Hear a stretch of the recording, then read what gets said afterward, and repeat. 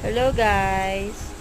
Meron po ba kayo marirecommend na na skincare o kaya pwedeng gamitin sa mukha? Kasi ang dami ko nung na-try. Parang nawawala naman siya kaso syempre nakakatamad kada pahit, kada kuskus ng mukha, diba? Nakakatamad, aminin nyo. Pero nakukumpleto ko naman siya. Nakukonsume ko siya ng 1 month. Kasi 1 month naman ang gamitan nun, diba? Kaso, after nun, ayan, bumabalik na naman. Minsan nakakatakot din kasi gumamit ng ibang product.